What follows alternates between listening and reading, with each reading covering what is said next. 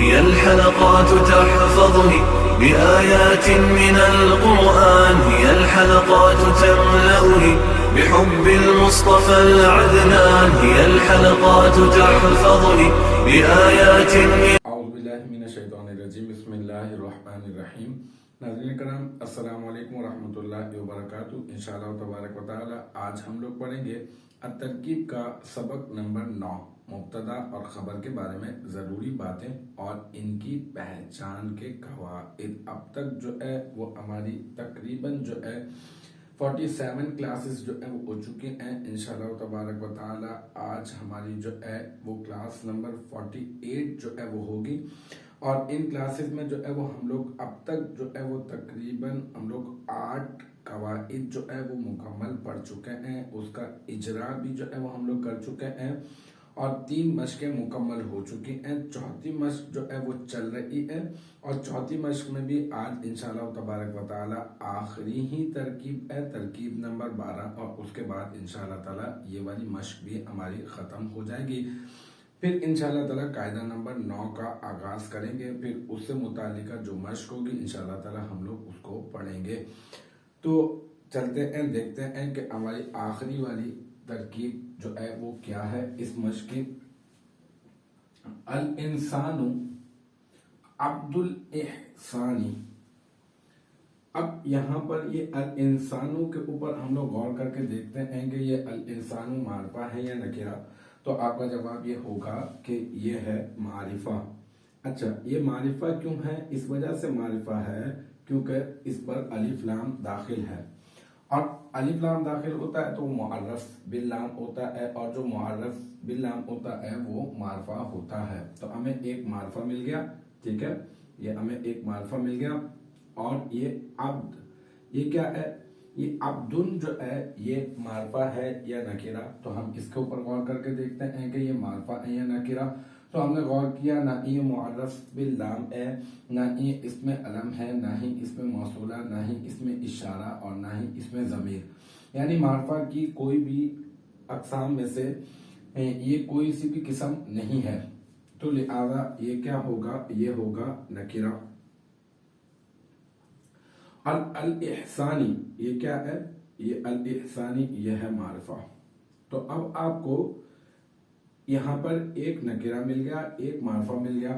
تو ہم نے مرکبات کے بیان میں پڑھ رکھا ہے کہ اگر ایک نکرہ ہو اور دوسرا معرفہ، پہلا نکرہ دوسرا معرفہ ہو، تو ان کا آپس میں ترکیبی تعلق عموماً کیا ہوتا ہے؟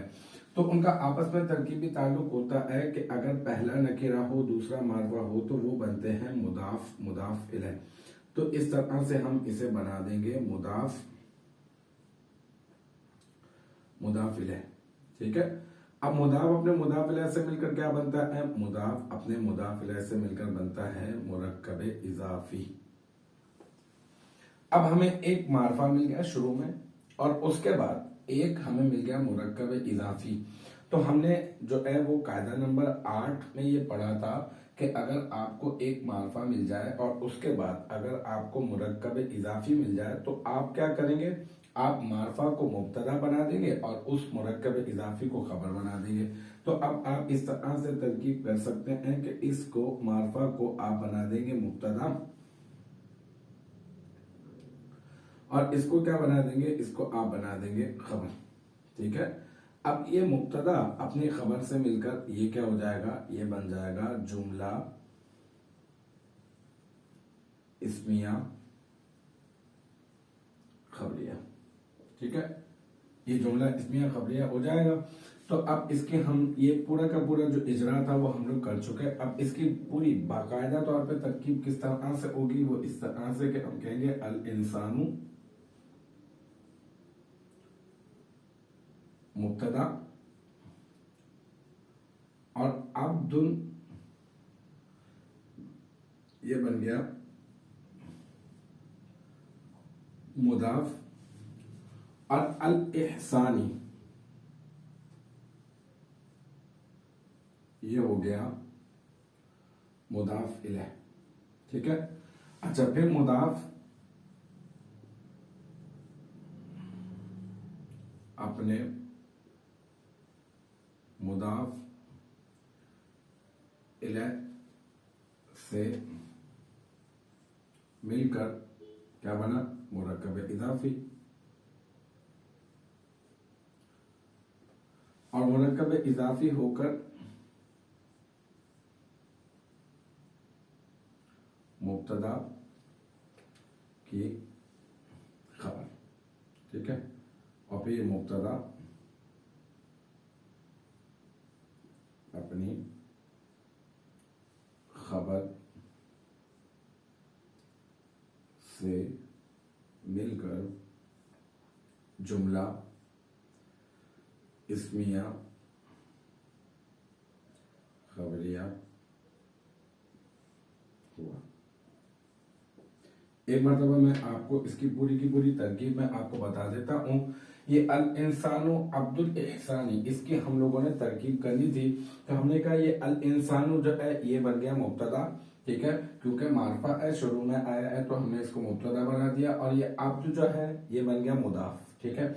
अल इहसानी मुदाफ इलैह, और फिर मुदाफ अपने मुदाफ इलैह से मिलकर मुरक्कब इजाफी होकर ये बन गया मुब्तदा की खबर। और फिर ये मुब्तदा अपनी इस खबर से मिलकर ये बन गया जुमला इस्मिया खबरिया। तो अल्हम्दुलिल्लाह ये भी आपकी ये पूरी की पूरी तरकीब हमने कर ली है, ये समझ में आ गया। अब इसका ये कि इसके ऊपर एराब की गुफ्तगू भी हम लोग कर लेते हैं कि अल इंसानु जो है इसके ऊपर ये जो पेश है ये हालत रफ़ाई में होने पर दलालत कर रहा है।